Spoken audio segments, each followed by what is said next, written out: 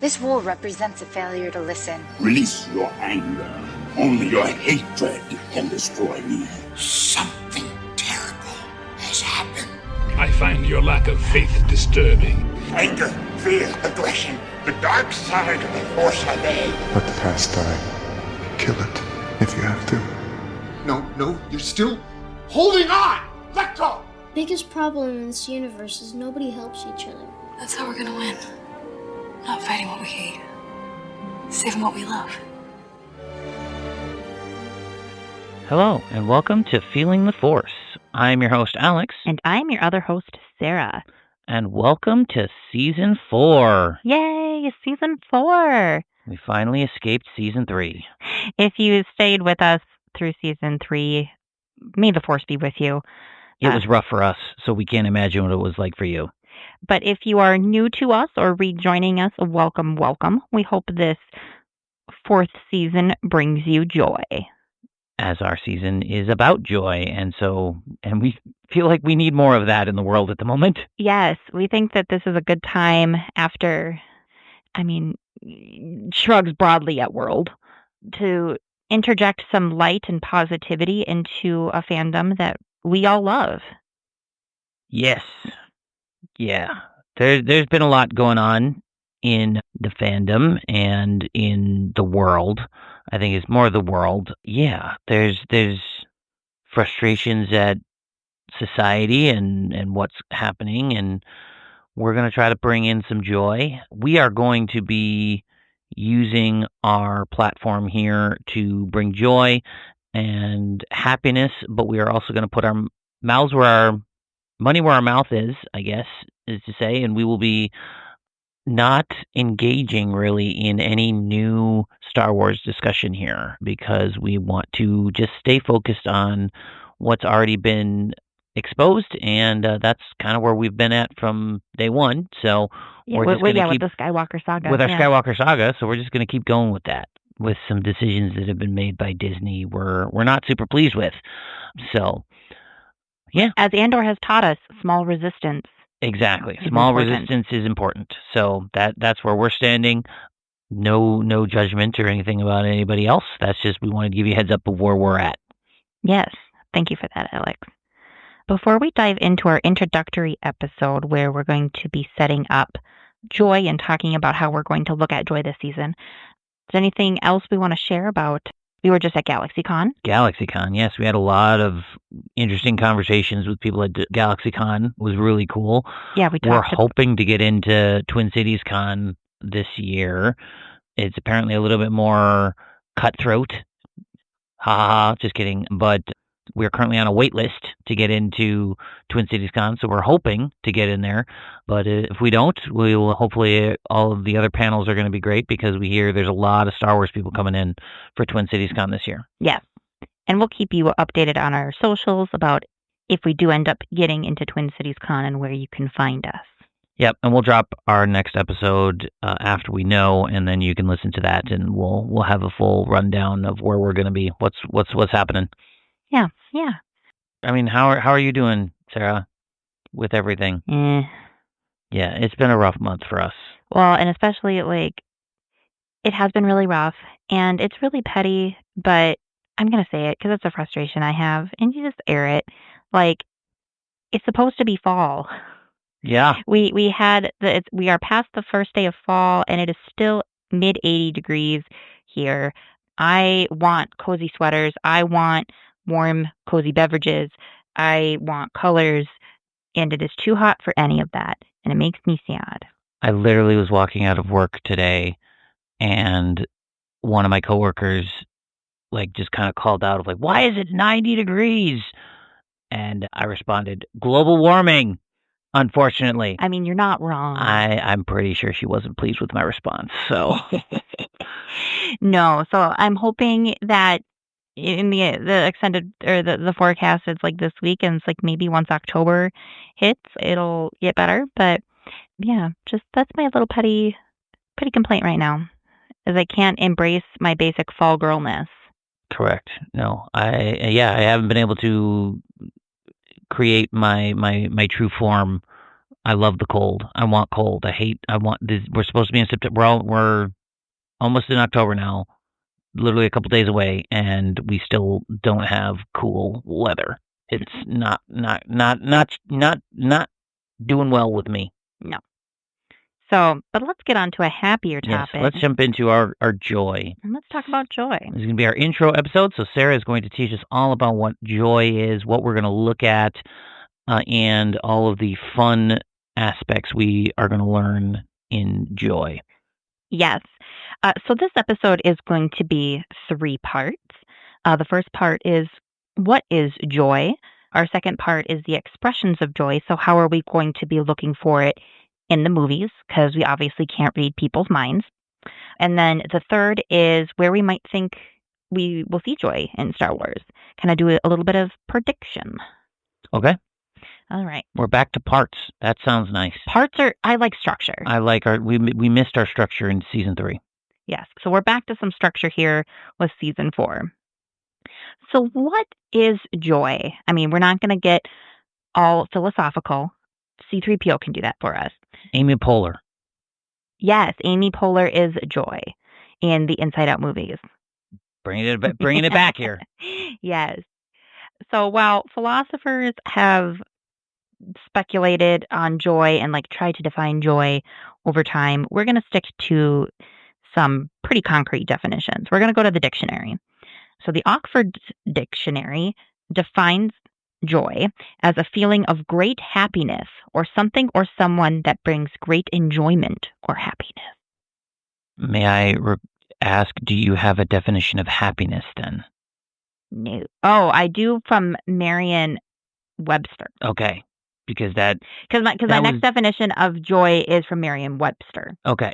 I appreciate that because that's where I understand, but I'm like, it's like using another word in another. So I appreciate that. So yeah. Okay. So I'll give you Merriam-Webster's definition of joy, and then we'll talk about happiness and Perfect. how they define that. So Merriam-Webster defines joy as the emotion evoked by well-being, success, or good fortune, or by the prospect of possessing what one desires. It's also a state of happiness or felicity, or a source and cause of delight. Okay, I like that definition a lot better than I like the first than one. Oxford, Than yeah. Oxford, because Oxford is it's this thing that we have not labeled versus this other thing versus, yeah, so, okay. Right. So happy, defined by Merriam-Webster, is glad, pleased, favored by luck or fortune, enjoying or characterized by well-being and contentment. Okay. That is a good thing that we can look for. Yep. Right. And that's one of the things. A nice label. It is a nice label. Yeah. Glad, pleased, and then being evoked by that. And one of the things I really liked about Merriam-Webster's definition is it kind of talks about what can cause it. So because it says the emotions evoked by well-being, success, good fortune, or the prospect of possessing what one desires. Yeah. I mean,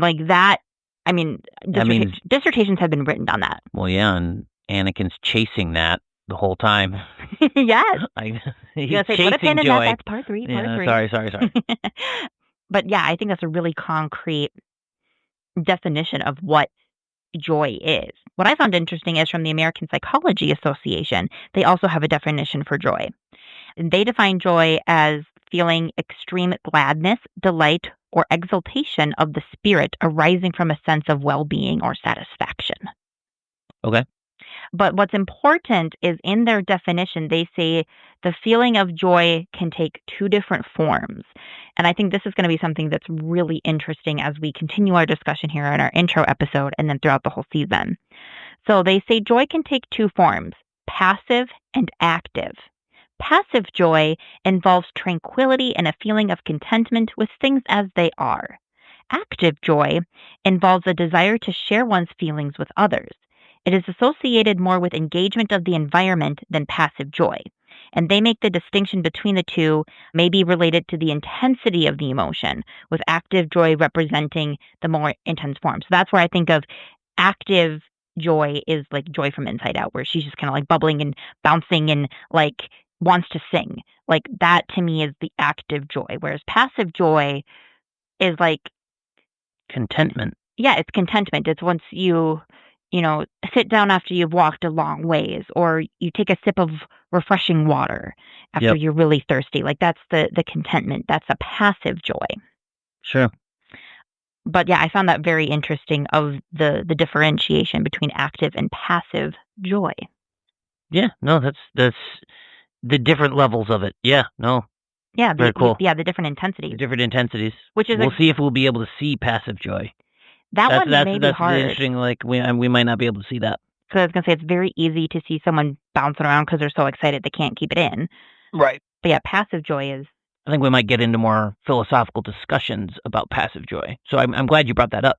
Yes. Because we can then have those discussions in our episodes. Thank you. So continuing on, those are the kind of classic definitions. Going to our emotional theorists that we've relied on so far, that's Ekman and Plutchik. We'll start with Ekman. And one of the things that he clarifies when he's talking about his core emotions in his emotional theory framework is that happy is used more in terms of a mood or personality type trait, or joy is something that is felt in the moment. So someone could have a happy disposition or be, kind of be the person that sees the glass half full. And Ekman would say that is a happy person. Whereas the thing we feel in the moment of, my favorite dessert is on the table, or I'm petting my pet, like that is the joy, the joyful moment. Does that make sense? So the act is the joyful moment? Yeah, so versus the action, or like the stimulus and response, like that is joy. Whereas Ekman says happy is more of like the personality or mood of the person, kind of the underlying current. Okay, that makes more sense now that I get that, yes. Yeah, so that's how Ekman distinguishes the two. So from Ekman's Atlas of Emotions, enjoyment describes the many good feelings that arise from experiences, both novel and familiar. So enjoyment kind of being the long form of joy. The Atlas gives a wide range of different enjoyment, from sensory pleasure to ecstasy, kind of progressing from least intense to most intense from least intense to most intense is rejoicing, which they define as a warm, uplifting feeling you get when you see someone else perform an act of kindness. Then you have compassion and joy. Then amusement, schadenfreude, relief, peace, fiero, pride, nachos, wonder, and excitement. That's a lot there. So there's quite a few gradients of joy that they define. And a couple of those words were not in English, so I'm going to translate for you. So the schadenfreude, which is kind of in the middle of our range, is the joy taken from the misfortune of others, usually a rival. And this instantly made me think of Star Wars. And I found it so interesting that they put it in this spectrum. Interesting. That's dark side right there. Yeah, it is. And it's like smack dab in the middle of the joy spectrum. So like we get more sad, like we have a greater feeling of joy with schadenfreude than we do with like a sensory pleasure of like smelling something nice, or, seeing a beautiful flower. Like we get more joy out of the misery of others than like smelling a flower. Boy, yeah, we're philosophizing here. Yeah, we are. Does that make humans evil? Yeah. Are we bad? Are we inherently evil, and we have to fight against that, or not? Yeah. Interesting. Are we bad? But these other two that were not in English are higher up on the intensity feeling, and they're better ones.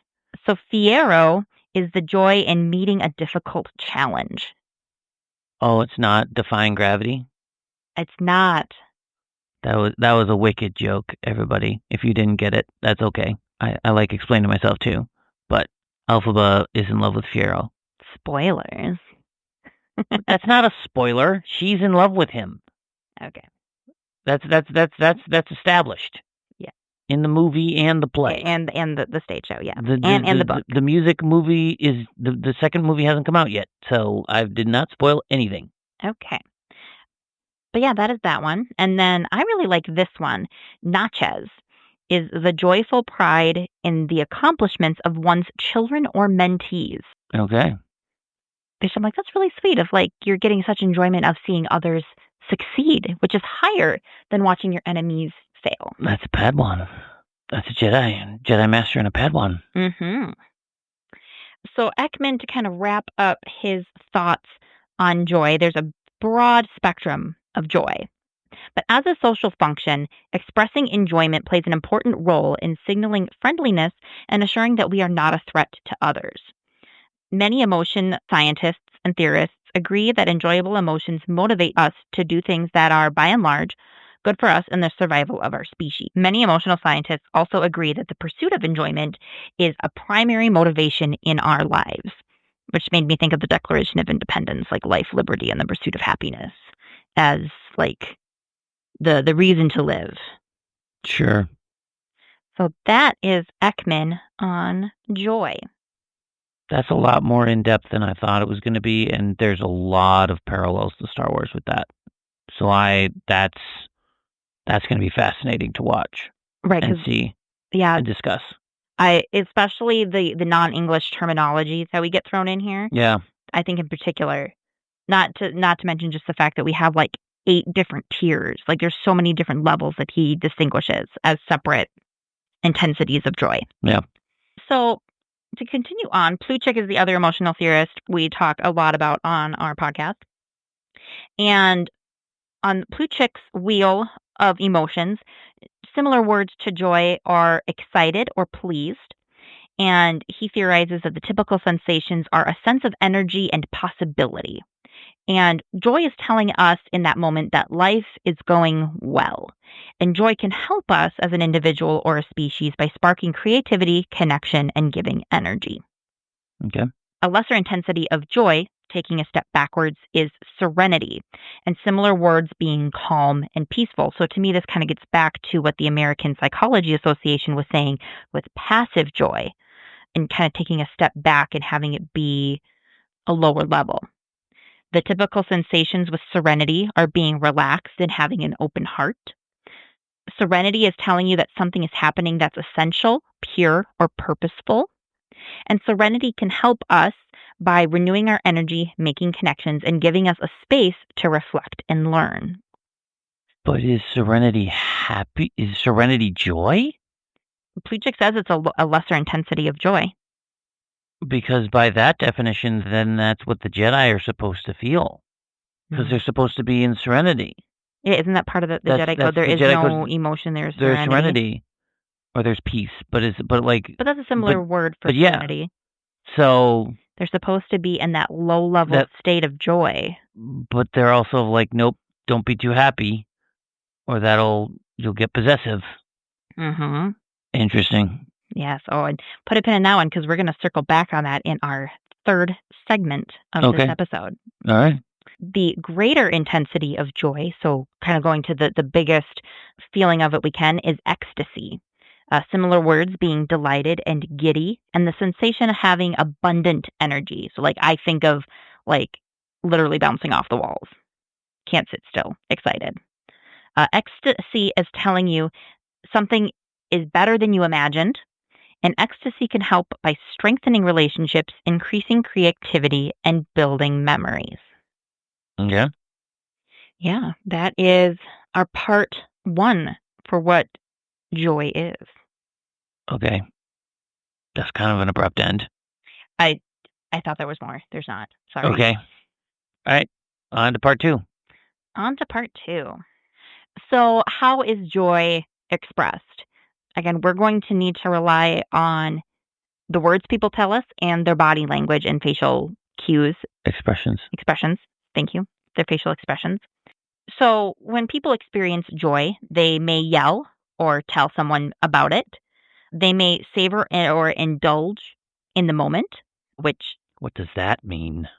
Which I'm like, that is something you do internally. Like, we're not going to be able to look. We're not going to be able to see that, no. We can look for yelling and talking about it. Those are things we can listen for. Yep. Other audible cues that we can listen for are sighs of contentment, squeals or shouts of joy, laughter, humming, whistling, or singing. Okay. The other kind of big one is a smile. There you go. A smile is pretty much the universal expression of joy, but there is actually a difference between a real smile and a fake smile. I'm sure you've heard that there's such a thing as a real There's smile fake and a smiles. fake smile. Yep. So a genuine smile is called a Duchenne smile, named after the French anatomist who first put forth the concept in 1860s.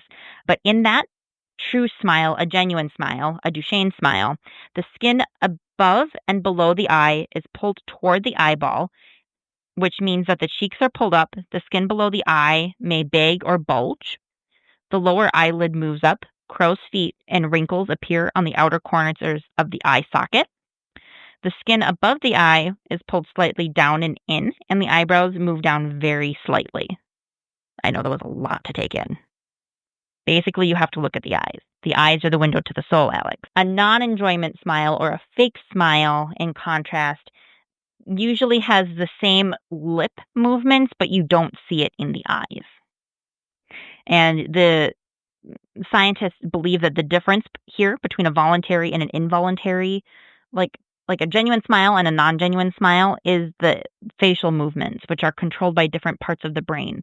Our voluntary facial movements, like when someone says, frown, or someone says grimace, like we're choosing to put our face in that way. And those muscles are different than the ones from pure reaction, pure instinct. Those are different brain cues that are telling our muscles to do different things. For other body language we can take a look for, people are usually in a more open stance and relaxed body postures or hand gestures when they are happy, when they're feeling joy. Some people will stand taller, have open arms and legs, and just physically take up more space because they feel more comfortable. And there may be more physical touch, think high fives, hugs, pats on the back. Then we've already talked about this a little bit, that there's the jumping for joy or the happy dance. And that's when, you're super, super joyful, as things we can be looking for. So, I'm not really surprised in any of this. I think of the emotions, this one might be the easiest for us to pick up on, because it's not like anger or fear or disgust where there's layers. And like anger, you tend to see anger when you're actually covering for another emotion. So that's where I feel we're going to have pretty similar thoughts on where we see joy. Sure. So coming into part 3, we've already talked about it a little bit, but I'm going to bring this up because I am a nerd and I love the Clone Wars.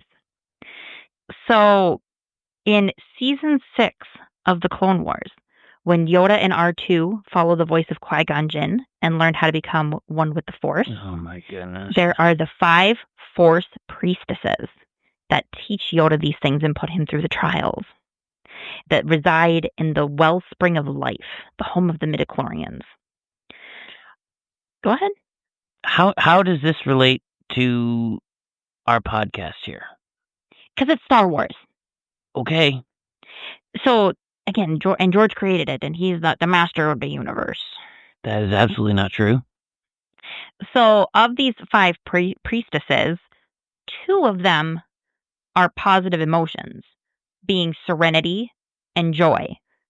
And as we've learned earlier in this episode, both through our emotional theorists and definitions from the American Psychology Association, like serenity is the passive form of joy. That's a lower level form of joy. And then joy is like, the true embodiment of that emotion. So I'm like, is there significance in having both serenity and joy be like the cornerstones? Yes, because serenity is not joy. You don't think serenity is joy? No. What is it then? It's calm. It's nirvana. Joy is not. Joy is too much. Serenity and nirvana is like the calm. Like that's why you meditate. Like it's not. You meditate even if you're happy. Like to bring yourself down to a steady calm. You're the river. You let things occur to you. It's not. Joy is like an active, like this is happy. We're good. Versus serenity is like nirvana, like the Buddha, that kind of thing. Right, but that's still like that. It's not joy. But it's a good thing. It's a positive emotion. Not denying that. Okay. I'm just saying it's not the same. You went into the Clone Wars. I'm still I did. not. I know you're not a fan of. I'm also just not understanding how this is connecting to the podcast. So well, it's more so connecting the emotional theory and Star Wars versus our specific podcast. I like to. Okay. So you let me run this episode. I put in what I want. Sure. So I just found that super interesting, and for fans of the Clone Wars, I hope you find. What are the other? You can't just leave the other two. The other three. So in season 2, we talked about it because anger. It's a long time ago. So yes. So the 5 we've already talked about anger. There's serenity, joy, and then sadness and confusion. Confusion isn't necessarily a bad emotion. Oh, we can have a whole argument about that. I think confusion in and of itself isn't, but it's like where it leads, right? I think this brings us back to our fear conversation, that fear in and of itself isn't a bad thing, but it's like where it leads you can be the problem. And so a lot of people, or many people, when they get confused, will shut down and stop being open and receptive. Other people may dive deeper to try to get an answer and to keep exploring and asking questions. Right, but you decided to go here. You are saying that only 2 of them are positive emotions. I disagree. You think confusion is a neutral or positive? I would say serenity and confusion are neutral, and I would even say anger is neutral. Okay. That's where we're talking about good and bad emotions, and that's where I'm like, we learned in season 2 of like there is no bad emotion. It's what you do with that emotion. As you were saying, of like, oh, some people take it badly, and like you're right, but some people are good. Like there is no. This is what I think is wrong with the Jedi. Of they view certain emotions as good and certain as bad, when there is no bad emotion. It's what you do with it. Right. Okay. No, that's fair. Yeah. And I think we're trying to. At least I'm trying to argue on this podcast of like, you mention of like, this is a good emotion or a bad emotion. And I'm like, that's societal pressures of what is good and what is bad. And I think society is wrong, because I would agree that society views anger as bad and joy as good and confusion as bad and fear as bad. And I don't think that's true. It's what you do with those emotions is the problem. But society and the Jedi are too quick to go, nope, it's the emotion itself. That's the problem.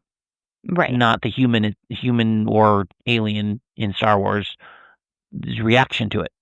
Right.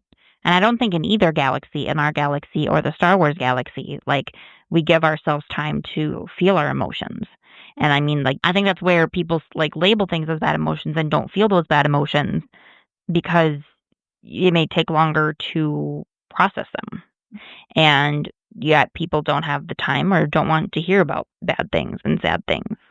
And I think that's a problem. And I think that's one of the things that we're learning about in our podcast, and I want to be an advocate is like, your emotions are not bad. Like whatever you're feeling, it's not bad. It's what you do with that, and whether you have the ability to deal with that.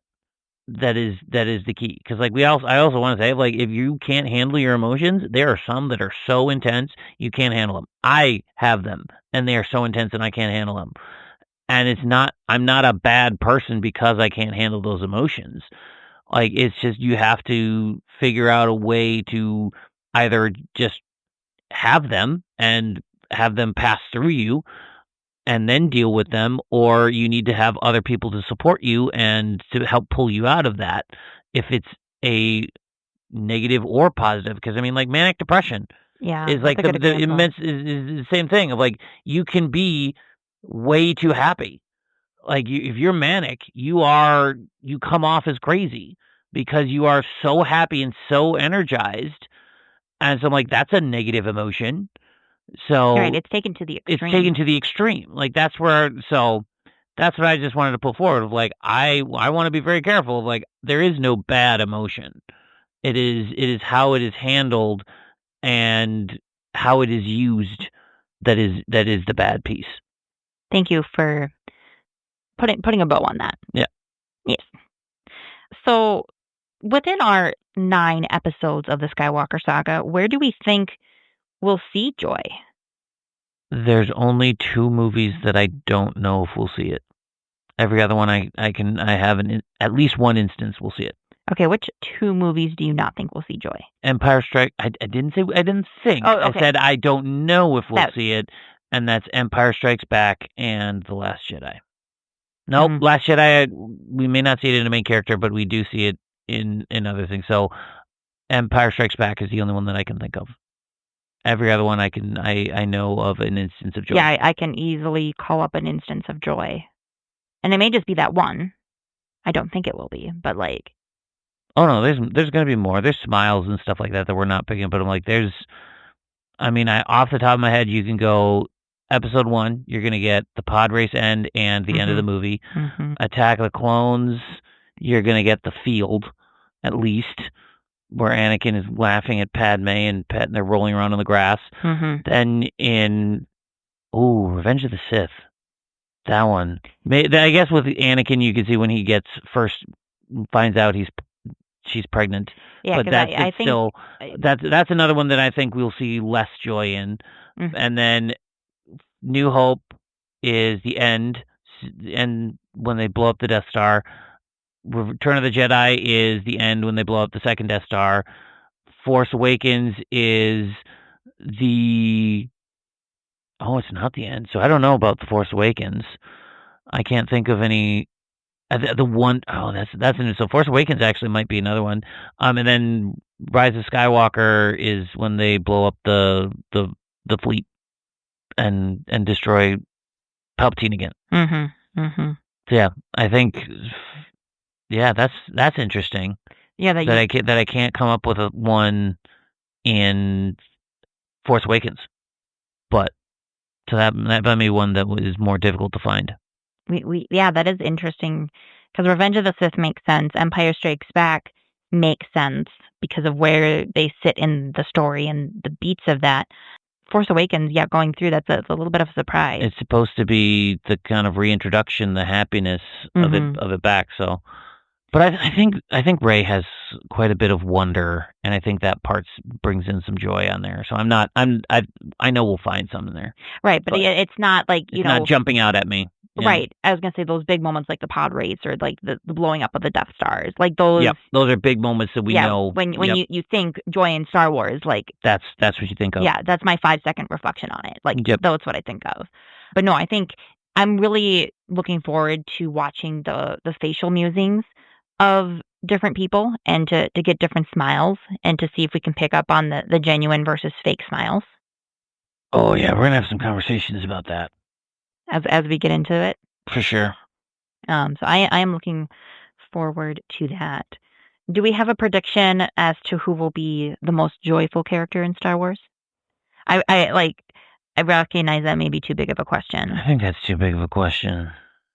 I mean, maybe Luke, because he's in it the most, but I don't know, because like off the top of my head, I would say Rey, because Rey's of a really how positive and wondrous she is of everything new. But I am not entirely sure about that.